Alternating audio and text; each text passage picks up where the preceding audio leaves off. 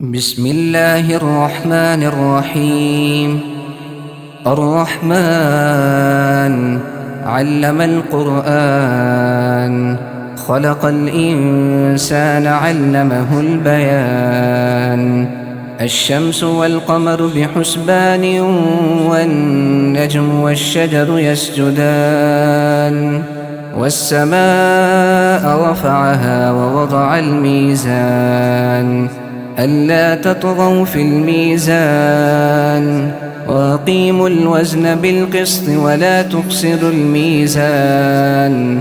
والأرض وضعها للأنام، فيها فاكهة والنخل ذات الأكمام، والحب ذو العصف والريحان. فبأي آلاء ربكما تكذبان؟ خلق الإنسان من صلصال كالفخار، وخلق الجان من مارج من نار. فبأي آلاء ربكما تكذبان؟ رب المشرقين ورب المغربين، فبأي آلاء ربكما تكذبان؟ مرج البحرين يلتقيان، بينهما برزخ لا يبغيان. فبأي آلاء ربكما تكذبان؟ يخرج منهما اللؤلؤ والمرجان، فبأي آلاء ربكما تكذبان؟ وله الجوار المنشآت في البحر كالأعلام، فبأي آلاء ربكما تكذبان؟ كل من عليها فان، ويبقى وجه ربك ذو الجلال والإكرام. فبأي آلاء ربكما تكذبان؟ يسأله من في السماوات والأرض، كل يوم هو في شأن.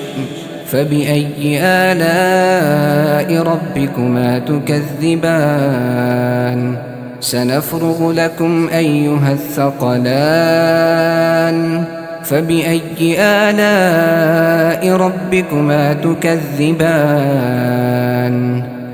يا معشر الجن والإنس إن استطعتم أن تنفذوا من أقطار السماوات والأرض فانفذوا، لا تنفذون إلا بسلطان.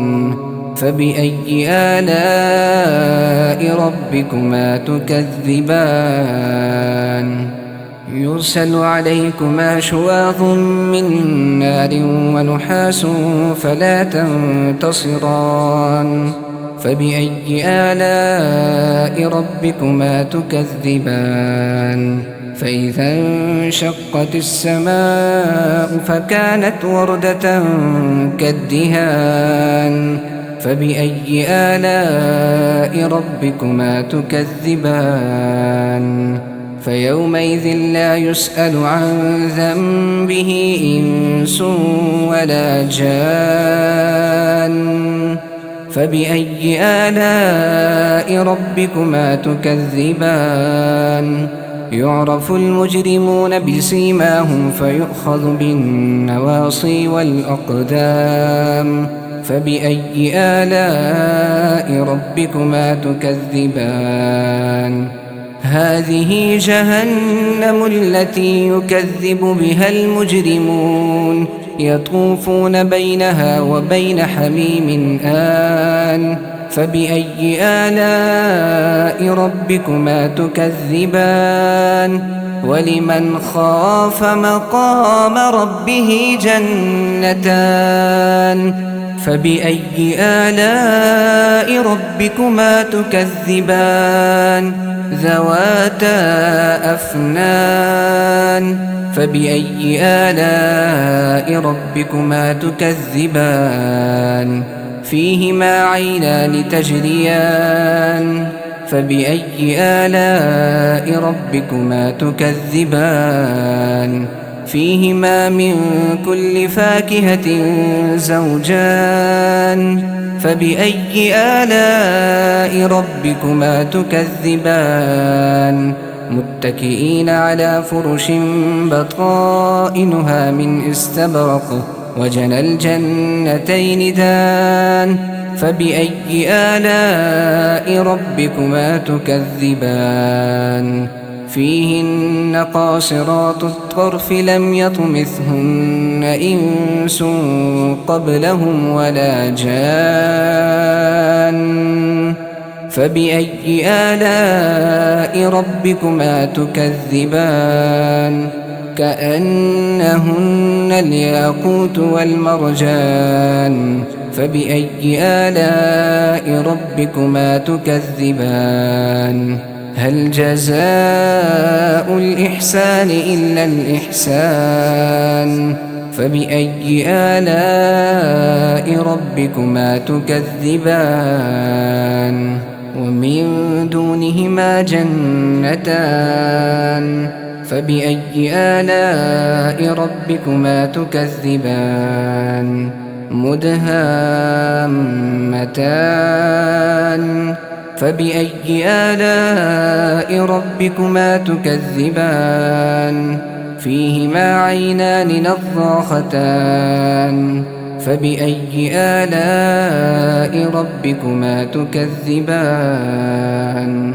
فيهما فاكهة ونخل ورمان فبأي آلاء ربكما تكذبان فيهن خيرات حسان فبأي آلاء ربكما تكذبان حور مقصورات في الخيام فبأي آلاء ربكما تكذبان لم يطمثهن إنس قبلهم ولا جان فبأي آلاء ربكما تكذبان متكئين على رفرف خضر وعبقري حسان فبأي آلاء ربكما تكذبان تبارك اسم ربك ذي الجلال والإكرام